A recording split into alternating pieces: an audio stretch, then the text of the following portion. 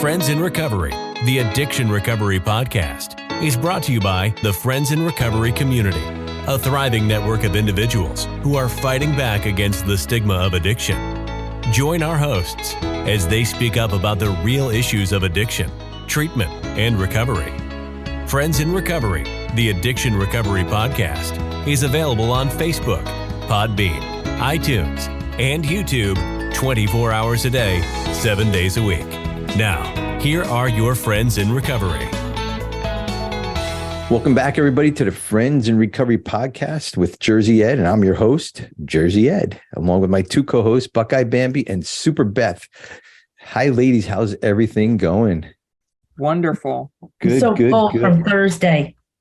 You're So full from there. Me too. Oh God. Well, we'll get into that in a minute, but if just laughing here, forget it. If you'd like to get a hold of us and find out why we're full from Thursday, you can give us a call at the podcast hotline at 800-989-6504 or email us at helpingfriendsinrecoverypodcast.com. And yes, we still are looking for that podcast intern. Jordan, would you be interested in doing an internship? At least send me an email and say no, Jordan. Help at friendsinrecoverypodcast.com. So I know I'm not wasting our money on that, on our whatchamacallit, on our help at friendsinrecoverypodcast.com. Anyways, so that number and all that information I just gave you guys is seriously just to take a minute here is to, if you're struggling, if something's going on in your life, if you just want to talk to somebody, if you want to email us, maybe your story. The other thing, guys, you can also email us or give us a call at that number, because starting next year, we're going to go back to interviewing people. We're going to go back to topics shows. We're going to go back to all that stuff. So we're going to need your help on topics, on some stuff that you may want to hear. Maybe you have a guest, or maybe you want to be a guest on the show, and you don't have to, you just have to be in recovery to come on the show. That's all we are. We're nobodies. We just started a podcast and that's it. So we would love for you guys to give the call to that number or send us an email, and Bambi's going to start booking everything up right away for January. And we have some really good guests already that we have coming on, but we would love to have, your input in all this. All this too. So, and also I'd like to thank all the donors who made this show possible. And like last week on the show, I just want to let you guys know there is costs that go into this show. And, we are a 501c3. We can send you a receipt. There's all different ways to make donations. Venmo, at Friends in Recovery Enterprises under business. There's $ Friends in Recovery on Cash App, right? Mm-hmm. And then you can send a check to Friends in Recovery Enterprises, P.O. Box 1551, Johns Island, South Carolina, 29457. And that'll all be in the show notes also. And Bambi does a wonderful job with all those show notes. Thank you, Bambi. So take a minute and read those show notes, because she re-listens to this show, guys. She has to hear all this bullshit over again. I do. do those show notes. So take a look at those show notes. And also, don't ask, please, because I'm just going to go through this. Friends in Recovery is part of the Fire Network. Thank you. Okay. Fire Network. Beth, we just said you can stay on the show. Oh. Don't fuck it up now. Don't fuck it up. Just kidding. Yes, we are part of the Fire Network. And we have somebody that's working on our website, so that'll be up and running very soon. And you'll see the Fire Network on there. Basically, it's just a bunch of podcasters and people in recovery that might have an app or something that they want to kind of put on our website, and that will be up and running really soon. Today's topic is going to be step 11, the spiritual principles. Yes, that's right. We still have one more week in this month.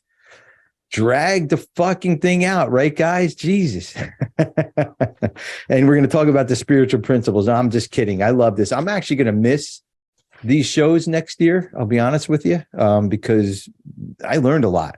I learned a real lot, guys. So, and thank you guys for being part of this wonderful journey that I started at the beginning of the year. And I couldn't think of two better people to finish up the end of the year with than you and Buckeye Bambi and Super Beth. I appreciate you guys doing all this. So let's see. Literature today, we'll be using Bambi, the big book. Beth is going to use it in a big book. And I'm going to be reading just real quick from the step 11 from the 12 and 12. And I got Rob's handout. And if you don't know what that is, send me an email and I'll tell you what Rob's handout is. So Bambi knows what it is. Invaluable. It is invaluable. But before we do that, I just want to tell you about some quick meeting updates.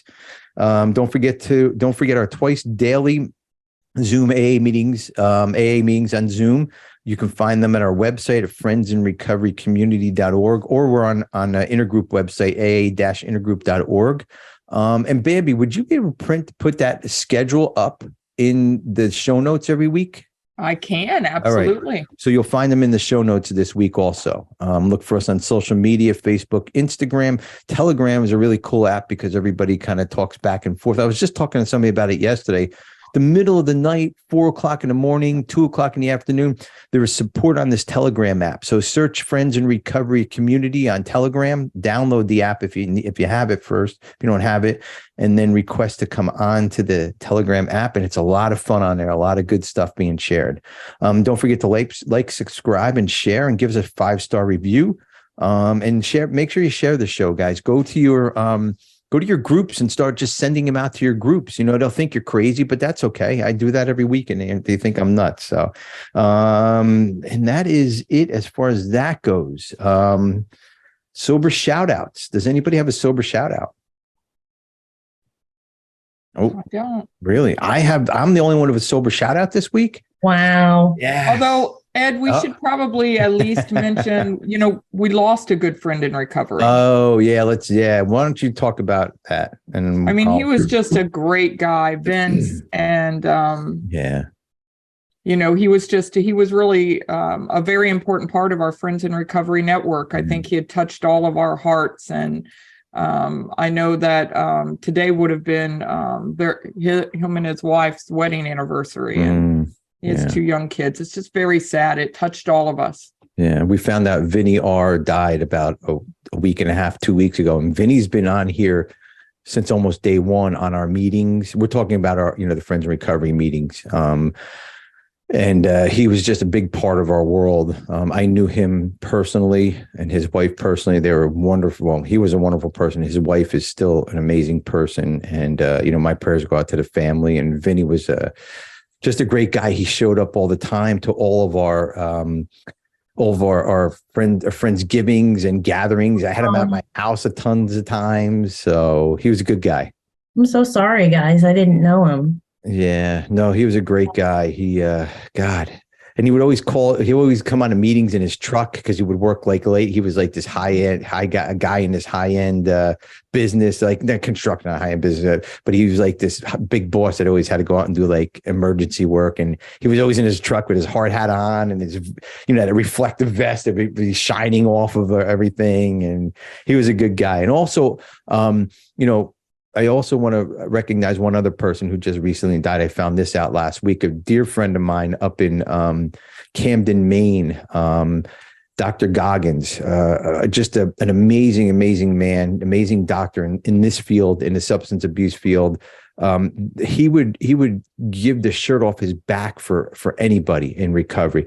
He was so smart. This guy was just brilliant. But when you were around him, he made you feel so comfortable. Some of those smart people, you're like, oh my God, what kind of words are they using? But that wasn't Dr. Goggins. But he was a super smart man, especially about addiction. And we lost him, I think, last week also. And so Dr. Goggins was wonderful. So we'll keep everybody at least I'll keep everybody in my prayers and their families. So that's it. Oh, no, I do have one shout out. So thank you for that shout out. Thank you, Bam. I appreciate that. I do have one shout out. I have a really good friend that I met on here on our meetings on Friends in Recovery. He actually kind of jump-started my running life. Because I was when COVID hit, I was like, oh man, I'll start running. But he came on to our meetings.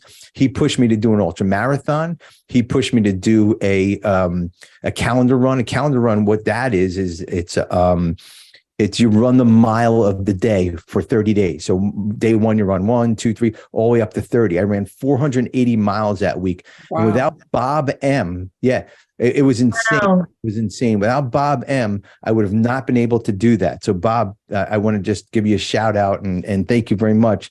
And I get this book in the mail a couple weeks ago, and I'm like, from Amazon. Stacy's like, stop ordering books. I have books everywhere, like everywhere. I'm like a book junkie, right? And then I'm like, I didn't order that book. I swear I didn't order that book. So, and it was a kid's book, right? And I'm like, what? Like, why would I even have a kid's book? So I'm like, I'm sitting on, I'm like, I'm going to send it back because this is not mine. Maybe it's my neighbors have kids, whatever. I'm just going to send it back. So I forget to send it back. And I get a text from Bob M.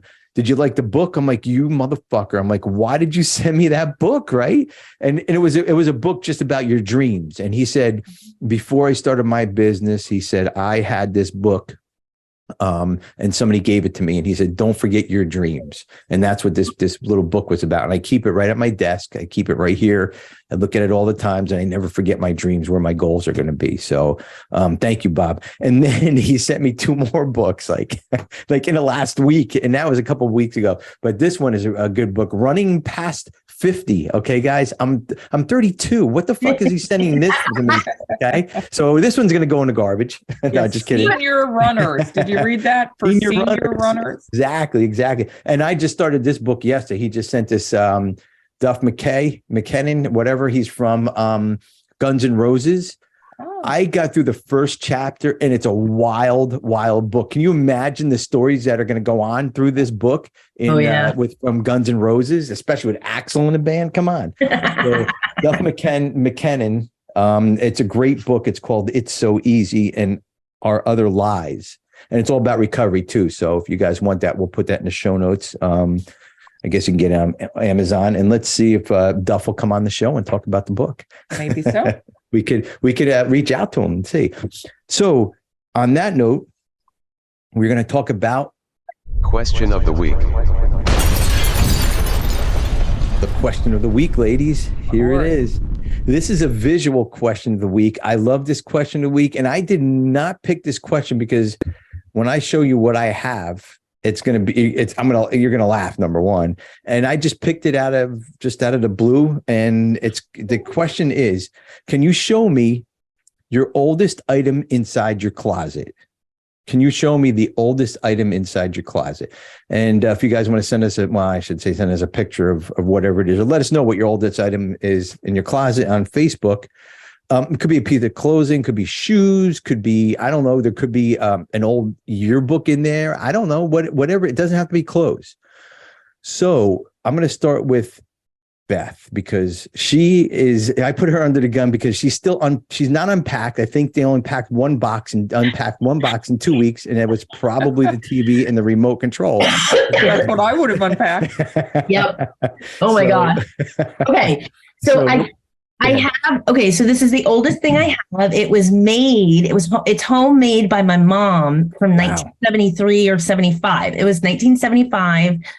And the only one I have left is my dad's, but because he passed away and it was in his closet. But my mom, made all 5 of us, matching Malamute sweaters because we bred and showed Malamutes. That's beautiful. Your mom made that? Yeah. Holy cow.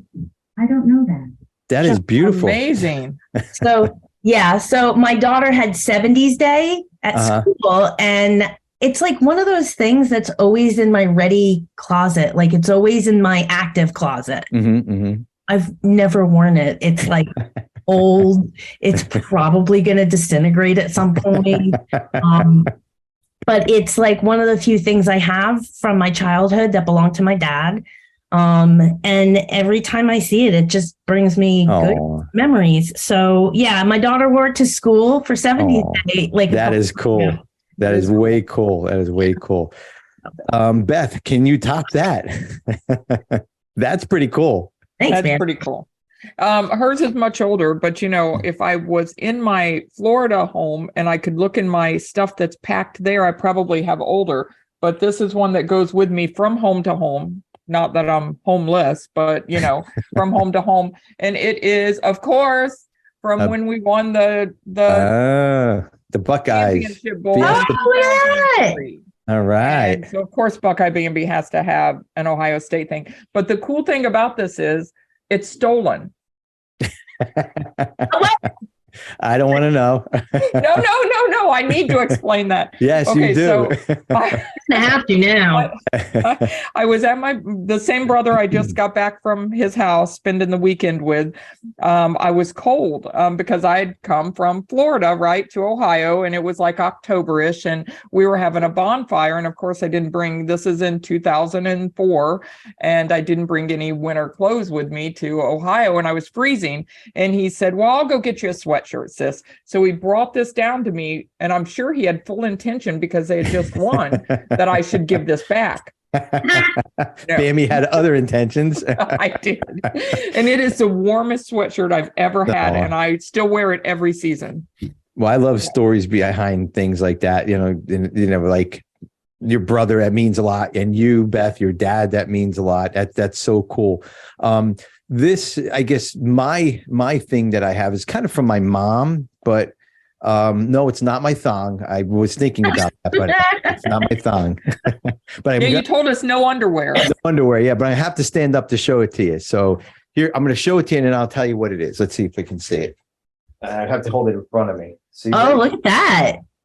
Look at that, right? It's what it is. This is my, can you see? I don't know if you can see. I have to hold it closer. So what it is, it's my communion outfit that my mom gave me. My communion outfit from second grade, right? Oh my God. I know. It's this tiny little thing. I do fit into the jacket, actually. No, I'm just kidding. But it's it means a lot to me. And it's from my mom. And I'm like, well, what am I thinking, what am I ever gonna do with this thing? It's never gonna come out of light of day. It's nobody's ever seen it. I'm never gonna give it to my kids. My kids never wore it. But actually it had a purpose today for it. So there you go, man. Yeah. So it was pretty cool. So that's Jordan, really sweet. Ed, that is sweet. Little baby Ed. Like, what? Come on. That's awesome. Maybe we could put pictures of each one of them in the, I don't know if you can put them in the show notes or not, but maybe we can have Carl put pictures up, maybe flash them in here somehow. We'll see if we can do that. We'll pay him extra. Yeah, he'll expect that too. Yeah, I'm sure he will. No, Jordan says my oldest thing in my closet is my first blazer business jacket from J. Crew. I got when I was 23 years old, and I still love it and wear it. Wow. That's super. You still fit in it? That's what I was going to say. The amazing part is she still can wear it. I know. Well, Jordan's 24 years old, ladies. No, I'm just kidding. I'm kidding. But yeah, that's pretty cool too. Yeah. We all have that one special thing, I guess, that we always hang on to. And there's probably, if I went through my drawers, a special shirt or something. I think it was pretty cool. So I actually have my very first Matchbox car somewhere. Do you? Yeah, which ironically is a Honda Civic. It's a red Honda Civic, although most of the paint is off of it, which is probably lead, which is probably why I am this way. But I can't find it. It's somewhere. I know I saw it in the move, but ironically, the very first car I ever bought when I turned 18 was a 1982 Honda Accord. There you go. So because it was put into your head. I think it was. Yeah, see, that's what happens. Yeah, just a product of my environment. Honda wanted you to buy a car, so they mailed it to your house when they started when you were young. Oh, Skylar's here. Good morning, Skylar. Hi, Skylar. And Casey Blake. All right, Casey. Good morning, everybody. Wow. You got a crew this morning. Wow. We got like some oldies and goodies and some new people. This is great. John, I'm still waiting for your phone number for the boss. I was going to give him a call. We could do it right on the air here. Right on the air. I'll call his boss. Tell him he has to watch this show. Yes. Anyways, if we had the capability of doing that, believe me, I would be doing that. We'll figure out how to hook up a phone to this so we would call Skylar or Jordan, right? I can call them on the air, and yeah, that would be cool. All right, I'm going to work on it. Super cool.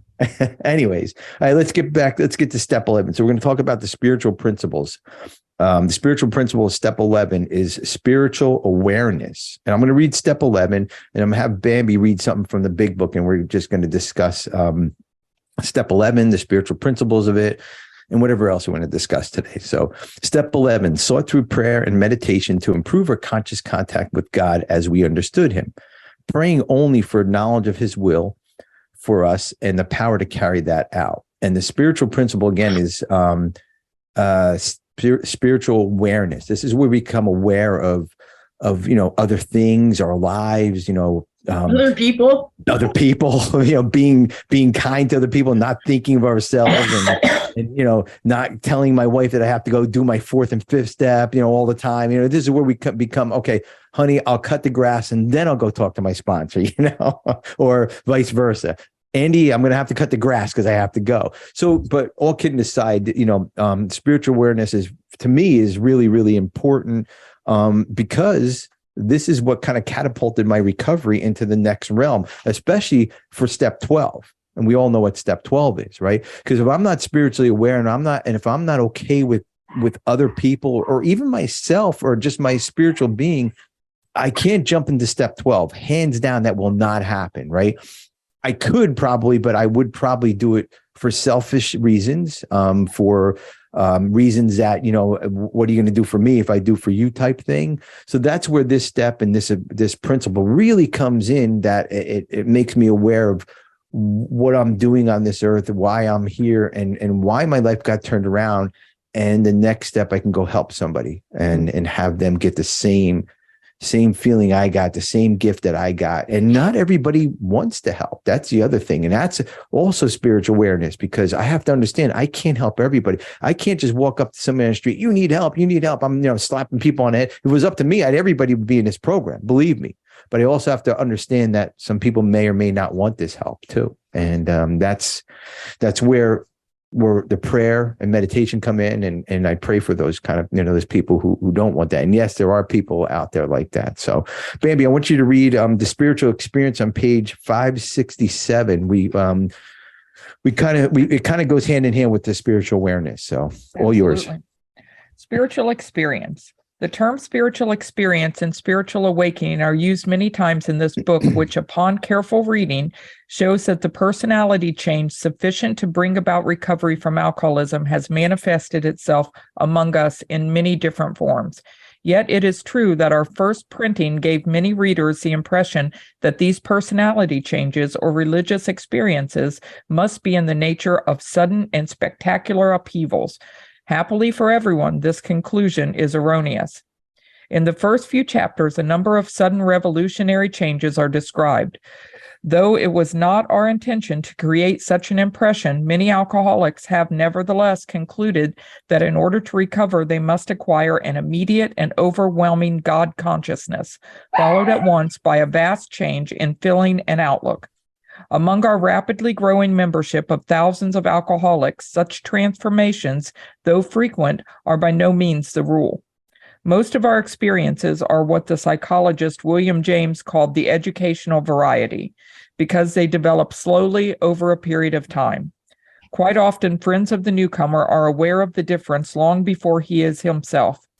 He finally realizes that he has undergone a profound alteration in his reaction to life, that such a change could hardly have been brought about by himself alone. What often takes place in a few months could seldom have been accomplished by years of self-discipline. With few exceptions, our members find that they have tapped an unsuspected inner resource which they presently identify with their own conception of a power greater than themselves. Most of us think this awareness of a power greater than ourselves is the essence of spiritual experience. Our more religious members call it a God consciousness. Most emphatically, we wish to say that any alcoholic capable of honestly facing his problems in the light of our experience can recover, provided he does not close his mind to all spiritual concepts. He can only be defeated by an attitude of intolerance or belligerent denial. We find that no one need have difficulty with the spirituality of the program. Willingness, honesty, and open-mindedness are the essentials of recovery, but they are indispensable. There is a principle which is a bar against all information, which is proof against all arguments, and which cannot fail to keep a man in everlasting ignorance. That principle is contempt prior to investigation. Herbert Spencer. Oh, sorry, I had myself on mute. And Herbert Spencer is who? Anybody? Beth, would you know who that is? Oh, you're on mute. You're muted. Sorry, the dog started freaking out. Yeah. I think Herbert Spencer was either a writer or a poet. Hold on. Because Beth is our resident big book person. Skylar might know who that is also. So, an English philosopher. Oh, okay. All right. So he had nothing to do with the 12 steps. No, it was. It definitely was a quote, not from outside of AA. Yeah. Good. Well, what a good quote, right? It is. Yeah. He also originated the term "survival of the fittest." Oh, really? Which, if you think about it, 100% buys into the 12-step concept. Oh, yeah. Being spiritually fit. Yeah, absolutely. Well, I mean, that's the survival of the fittest. That's what I was saying. A lot of people do not get this program. So they're not spiritually fit, or they're not, survival of the fittest, because this disease will get us. This disease will take us over. And I believe that, and I like what it said here. It said, where the hell did it say? Feel free, ladies, to share. I mean, I know I talk a lot, but God, have you met me? Talk while I'm trying to figure where it's at. Most empathetically, we wish. Herbert Spencer came up with that saying after reading Darwin, right, which is natural selection. And if you think about it, right, and how serendipitous it really is now in 2022, that it's like, survival of the fittest, Darwinism, right? The species starts to weed out naturally by generations, aspects that do not work. And so if we are the fittest that we can be spiritually, we start to breed into the culture a more spiritually based population. I love that. Yes. And like you said, it weeds out the people who aren't like-minded, that they're going to be, they just can't get this program, or they don't want to get this program. And it says here, willingness, honesty, and open-minded are the essentials of recovery, but these are indispensable. And that's the meat and potatoes of our program: willingness, open-mindedness, and honesty. Right? I mean, honesty. If I'm not honest with anybody, first of all, I can't get any of these steps, and especially step 11, if I'm not honest with myself. Step 11, again, like I said, it opens up.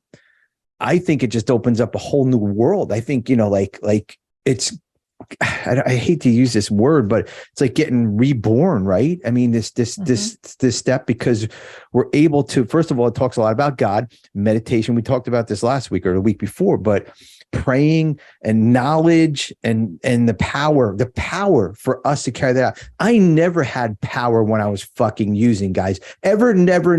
The only power I had was to go get my dope and go to the fucking bar. That's the only power I had. Now I have the power to carry the will of God, the prayer, the meditation. I never had that before. Zero. I couldn't even comprehend that. The only time I prayed was when I was in a DUI line, sitting in, trying to switch cars. God, please, or waiting for the dope man to get there. He's going to show up. God, please, he's going to show up. Foxhole prayers, end the story.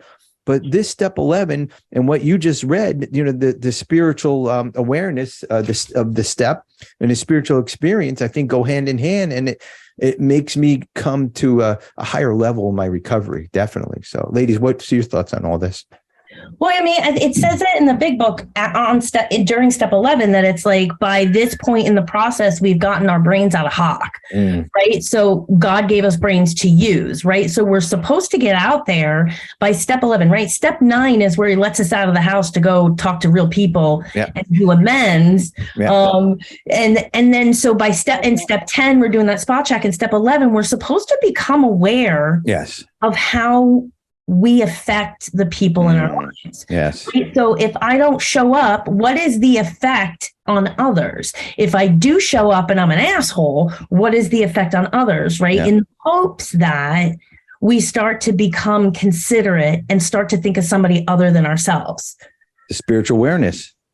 Exactly. 100%. Yeah. And like Skylar said, and you just said it too, but Skylar said we can do our daily 10th step inventory, go over it with our sponsor, then use that for the 11th step to meditate on. I love that. Right. Kind of just thinking all that through and asking God for all this power. And I don't mean power to be an asshole or power to rule, but just this power right here. What it says in step 11 is just so amazing. Just so amazing. Like for me to understand all that and me to be here it is, for me to be a good human being to another human being, even if they're being an asshole to me.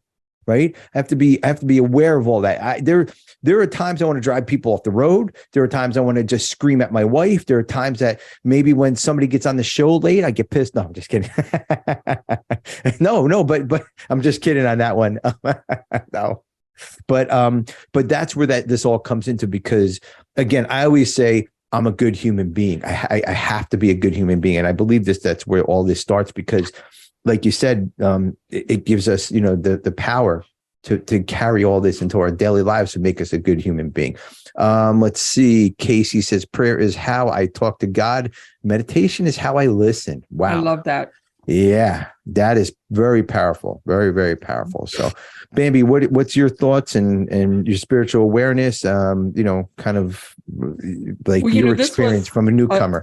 This is a short little chapter, but I love the fact that it, kind of explains, because, throughout the book, you do hear these boom, boom, boom, spiritual awakenings, life changes, and that kind of thing. And this kind of goes through and explains that, everybody is different. Everybody has a different path. Everybody, because mine didn't happen overnight. I didn't have one of those right away, boom, I'm an alcoholic, I'm starting to pray, I believe in God, and now that's that. But, through working the program, it is so hard for me to do some of the things that I used to do without even being aware, if honesty, if like something starts to come out of my mouth and I just know that it's not true, I literally I feel it and I halt, it's just amazing. So, when it says, willingness, honesty, and open-mindedness are the essentials, but those don't come immediately. Everybody has their own journey and their own path. And for me, that is so true, but it's working, and I can feel that it's working inside of me because of those little things, something starts to come out, boom. Yep. It's like I'm zapped. I can't finish the sentence. And I have to agree with you on that, because for some reason I am lured back to, we were talking about lying before, but lured back to lying for some reason. Like it's bred in me. It's this thing that I have to be like, and I know I shared this 1,000 times on the show, but if somebody said, how far did you run today? Realistically, I ran 4 miles, but I'm ready to say 5 miles. What is the difference between 4 and 5 miles? And who even really cares, right? Who cares? I know, but this is the stupid shit that I have to be very aware of, because if it starts with that, a lie about that, what's the next thing going to be? I'll be home at 5, or I'm going to be home at 6. Oh yeah, okay, I'll be here, and blah blah blah. Next thing you know, it's going to be down a bad fucking road. And I don't mean drinking, just being an asshole. Because that's what comes first. The drinking doesn't start first. The asshole starts first. And when you can get step 11, like Skylar or like Casey said, prayer is how I talk to God and meditation is how I listen. If we do that, or if I do that on a daily basis, which I do, it's going to keep me on the right path. Now, will I have the tendency to do to what you said, Bambi, to lie? Yeah, of course I'm gonna, because I'm, number one, a human being. Number two, I'm an addict. That was bred into me, But I just got to keep on asking for that, that spiritual awareness not to do that anymore. So and it really becomes harder. I mean, the more you work your program, the harder it is to do something that just doesn't feel good in your heart. 110%, Bambi, 110%. Yes. And I think that, like, the 11th step is very much a daily activity that we're supposed to be doing in the morning. We're supposed to be doing in the evening, because you will fall asleep. We all fall asleep. We all go dark. We all have rough times. We're all going to get to that place. But if we have that daily check-in, it keeps us tethered in some way. Because I can tell you, man, like there was a point where I just stopped going to meetings. But I was still doing my 11th step. I was still in touch with my sisterhood. I was still in touch with my sponsor, but my life got insanely busy, and I call it my children. The insanity of toddlers. You know, when my dad died, I got super dark when my dad died. But it's this constant coming back, this constant moving forward that I don't know if it made any sense. Well, no, you're right, because we can't all be perfect. We all can't, you know, there is no such thing as perfectionism, right? That's number one. That's a character defect. That says strictly right in the book, perfectionism. And are there times that I slid away from the program? Of course there are. You know, I'm a human being, but I didn't like the feeling where I was at. Right. I didn't like the feeling where I was at. So I pushed myself to get back into the meetings. You know, it took a little bit to figure it out. You know, I'm one of those stubborn people that, you know, that like to live in self-pity, but, you know, I there you go. But I realized that it's not a good place to be. So it's not a good place for other human beings to see me at, because it like you said, Beth, or Bambi, whoever said it, directly affects them when I'm in that space. And I'm not spiritual. I'm not God conscious. I'm not any of that, you know. Yeah. And here in page 568, it says, spiritual experience, or more religious members call it God conscious. I like how they give two different aspects of that, because the spiritual experience, to me, it's God, but to somebody else, it could be differently. And that's what this step is. And there's a lot of God stuff in this step. And for somebody who's hopefully at this point in step 11, you're not having problems with God, but that's okay if you are. That's okay if you are. So you have to really look at this where, and it's underlined in step 11 on page 96 in the 12 and 12. It says, conscious contact with God, underlined as we understood him. Okay, that is so important, because this is where you can fuck things up too. I know. Well, every step you can go backwards or forward, but this is really where it could happen, because this is where the growth spiritually really happens, again, to take us to the next step. And like Skylar said, you know, if you're working your step 10, she said it in the chat here, you know, then you can go into and talk to God from this point of view. Now, people who don't talk to God, they have to talk to somebody else, a higher power, whatever. This could definitely be a little touchy. What's your thoughts on this? Because spiritual awakening is scary to somebody like that. Spiritual, you know, to somebody, but everybody deserves a program. Atheist, agnostic, or a believer, everybody, you know, deserves this program. So what's your thoughts on that, ladies? They're like, I want to answer agnosticism. Like, what's my thoughts on agnosticism? Yeah. Like, how if you didn't believe, I didn't believe in God when I got into this program, and if I'd have started step 11, I'd be like, fuck you, I'm out of here. I ain't talking about God ever, because why would my God put me here where I'm at today, right? Yeah. So what does step 12 say? It says, as a result of working these steps. It says, as the result. Yeah. As the result of working these steps. So I didn't have that God conscience for a long time. I was so pissed off at God that he wasn't in my life anywhere. But someone pointed out to me, you don't have to have it yet.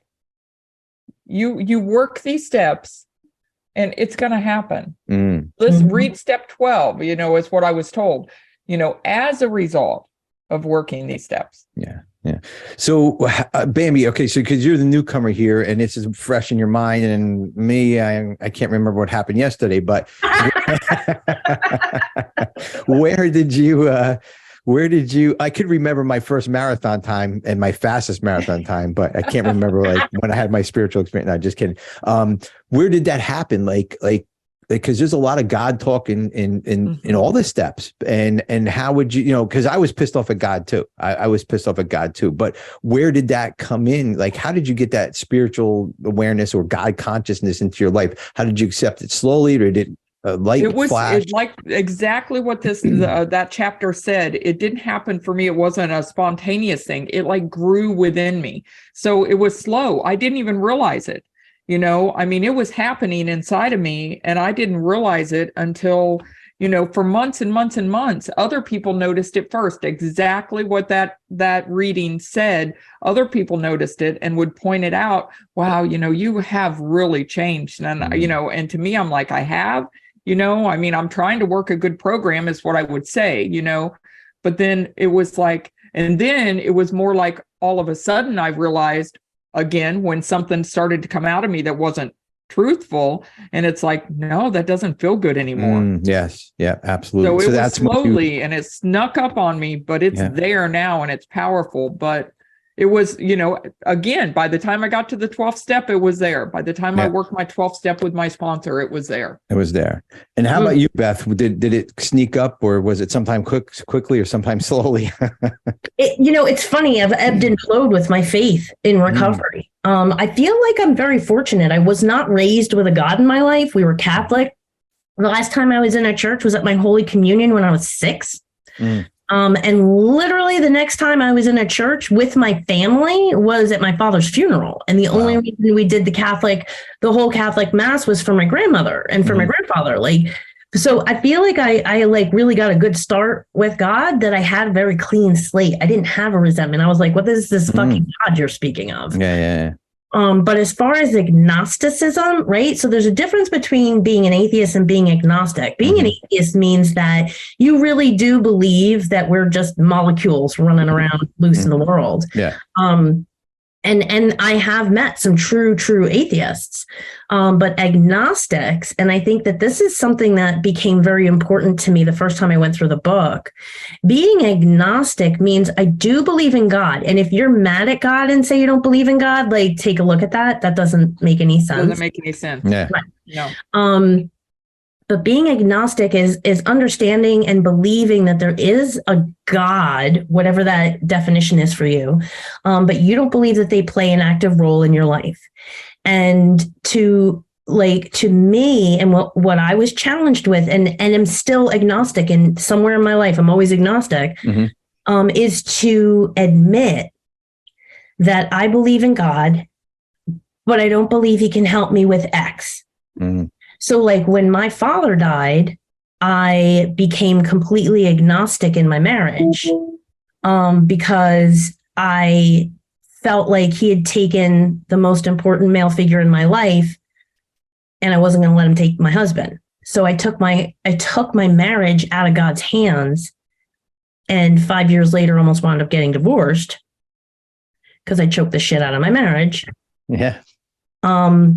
And for a very long time, I was agnostic in my job. I was like, what does God have to do with my job? And now, having been through some very horrific work lessons over the last 10 years, I can't imagine my job not relying on God. So, and then I hit it with parenting too. Where am I at with my parenting? Well, it's my job to parent my children. And although I realize they're God's children, and he's just loaning them to me, I thought that I was in charge of every little aspect of their existence. Yeah. Until they went to preschool and I dropped my son off, and I was completely out of touch with him for 4 hours. Yeah. And I had to challenge that. Where's God in this? Well, that's where the belief in God comes, I guess, stronger. I'm guessing. I don't know. I mean, dropping your kids off. I had to go almost 3 months without seeing my kids. So it was horrible, probably even longer, but due to my drinking, not to anybody else's problems, because I blamed it on the courts. I blamed it on everything else. But I knew as I was going through that at the beginning, and this was right at the beginning of my recovery, I knew right at the beginning, because of my Catholic faith and all that I have to believe in God, because I cannot pick up a drink anymore. I believe, I'll be honest with you. I believed in God because I didn't want to drink, number one. Yep. Not because for me, because I want to get those kids back. I want to get them back in my life. That was one of the reasons why I didn't drink for a long time. And most of you guys know my story. I went to the AA meeting and the old timer was in there, and I shared, I want my wife back. I want my kids back. And the old timer said, Ed, shut the fuck up. They're not coming back. That's exactly what he said, because I would share that every week at this beginners meeting. And I guess the old timer just got sick of it. And he told me like it was, you're sitting here complaining year after year after year. I mean, day after day or week after week after week, and they're not coming back, dude. So that's where I really had to I was turned on to God immediately because of my Catholic upbringing, obviously with my communion suit and all that. But there are times that I'm with you, Beth, like not even agnostic. I can't even say atheist, because think about it. What you just said, they believe, you said atheists believe that they're going to go back to an atom or a dust or whatever. They are believing in something, right? Yeah. So believing in something that eventually they're going to go somewhere and nothing's going to mean anything anymore. So they're probably making the best time of their life on earth because they know they're not going to have anything afterwards. That would be my guess if I was an atheist. Like, is that such a bad thing? No, absolutely not. Not really. I mean, sometimes I take life for granted, right? I mean, like, I'll do it tomorrow. I'll do it. Yep. I'll do it tomorrow. So the two people we honored at the beginning of this show, I've been meaning to call, right? Been meaning to call those two people for the longest time. And then when you hear they die, you're like, holy shit, what did I do? Right? Like, life doesn't stick around and wait for people, man. No. It just doesn't, and we have to, maybe we can learn something from the atheist, right? Maybe we can learn, do this shit now and get it done, because you're not going to have time later. And I believe I'm going to have time later. I believe that I'm going to, that's my belief. I'll be in heaven. Well, hopefully I'll be in heaven. You will. I'm working on that. But that, I like that idea of, kind of living life to its fullest.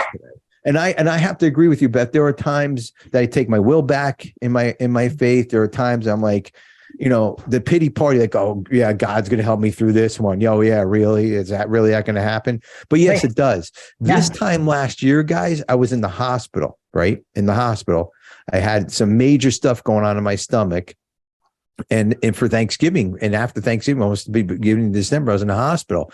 When I got out of the hospital, and again, I had to rework my spiritual understanding of my God, my praying, my meditating. I did a lot. I was in the hospital for almost a month last year, and that can turn somebody's life around really quickly, turn my life around. Because when I got out, I'm like, I better, I know I believe in God, but I better go to church and I better start stacking up some good, some good vibes and some good juju. Some good juju, because I could have died. I mean, hands down, what I had, I could have died, and I'm like, all right, I better get this shit going. So that also turned around my life. And now I go to church every week. It's not a Catholic church, but yeah, Stacey and I go to church every week. We're super involved in the church because of what happened a year ago today. I mean, I'm dead serious. That's exactly why. We're big with the church. We do a lot of volunteering our times. We donate a lot of stuff. Stacey does a lot of things, and we're looking to help out more and more and more into this new church that we found. It's called Seacoast Church. Cool. And it was just an amazing, like my life is amazing now because of all these steps, not just step 11, not because, I understand God and I pray and I do all that. It's because of step 1. Let's be serious. Right. Step 1 is why I'm here. Yeah. End the story, right? Step 1 is why I'm here. Absolutely. We admitted we're powerless over alcohol and their lives become unmanageable. But at step 2, 3, my life got better. Step 11, fuck, man, I'm going to church. If you told me that 10 years ago in my recovery, I'd be like, no, church is a bunch of crap. They want your money. They want this, they want that. But you know what? I'd be more than happy to give them the money for the feelings that I get out of that church every week, and going in there with my wife and her and I connecting on a spiritual level and not just everyday stuff. I look forward to that every fucking week, going to that hour mass. Yeah. And it was all because of I could have died, and I understand that where you kind of you're in and out of it. And will I get out of it again? I hope not, but no, I'm a human being. I don't know, but at least I know that I have this big book. I have these steps, especially step 11. They pull me through that again, and I can talk to God anytime I want. That's what this is saying. I can talk to God anytime I want. I can talk to God right now. I can let you guys talk. I can say a prayer. I can listen to God, and I can come back and be me again. And I can do it all in a matter of seconds. That's what it does for me. Yeah. So anyways, I'll get off my soapbox stand. No, I love it. I think you're 100% right. Like, I can go out there. Like, one of the things I say to myself is like, and to other people is like, get out there and let's make a beautiful mess. Like, let's just try some shit. See if it works. If it doesn't, we have a process to clean it up. Yeah. Yeah, absolutely. Absolutely. There's a process. Yeah, these steps. Yeah, and like Katie that. says, my sponsor says that the whole point of doing the steps is to have a spiritual awakening. Of course, absolutely it is. You know, hands down, you know, that's what we all look for. And not just one spiritual awakening, numerous spiritual awakenings in all different parts of my life, in my church life, in my running life, in my family life, in my relationship life, in my work life. I want to be awakened all the time. And that's what this step helps me understand that, right? That's what this step helps me understand. So, oh, God. Anyway. That was a good one. It was good. a lot. So, guys, we're talking about the spiritual principle of step 11. It is having spiritual awareness. And in this handout that Rob gave me, it says a change in personality significant to bring about recovery or a change in our life. Recovery is about change, guys. Yeah. And we can have a spiritual, and like I said, it just doesn't have to be about my recovery. It could be in my work life, and Beth, you said it, you have these spiritual experiences along the way. And I have to remember that. That I have to keep having these spiritual awakenings or have this spiritual awareness, because that's the only way I'm going to grow. That's the only way I'm going to teach somebody what I know, because eventually somebody's going to come asking me for some help. And what is it when the hand of AA reaches out, I'm there, right? Isn't that the saying? And if I don't reach out, I'm doing disservice to myself, to that person who's reaching out, and to my program that got me where I'm at today. So yeah, 100%. Ladies, any before we close here, and any final thoughts about the spiritual awareness, the principle of step 11? Anything that you guys want to talk about? I'm good. Good. Like, we covered it. I know. It was a good one. That was a good one, ladies. That was excellent. So I want to thank you guys for a great show. Thank you, everybody on Facebook Live. We appreciate you coming in. Maybe we should do the show a lot earlier. We're getting a lot more people. So Right. Next month, it starts step 12. So guys, be prepared for that. Everybody on here listening, we're gonna talk about step 12. And real quick, again, I do want you guys to reach out to me if you can, or Bambi or Beth, if you want to be a guest on the show, if you want to be if you have any topics you want to talk about, or if you have a great guest, please let us know, because that's going to start at the beginning of the year next year. We're almost done with all the steps. So thank you guys for everything. And thank you for the wonderful accolades there. Great show. Jordan says, Beth, thank you for the cast. We do this because of you guys. Number one, I shouldn't speak for the ladies, but and that's what keeps me motivated, because the reason why I do this is because the stuff that I learned, I want to pass on to everybody else. Yeah. Some of you may or may not know this stuff, and I learn as I really learn as we go through this show. I learn from you guys. I really do. Same. And it's just amazing. So I am blessed today. My higher power has got me to where I'm at, and it was a great show. And we'll keep it going, guys. Stay sober, everybody. This concludes this episode of Friends in Recovery, the Addiction Recovery Podcast. Follow us on Facebook for past shows and updates, and enjoy free access to twice daily support meetings. Friends in Recovery, the Addiction Recovery Podcast, is available on Facebook, Podbean, iTunes, and YouTube 24 hours a day, 7 days a week.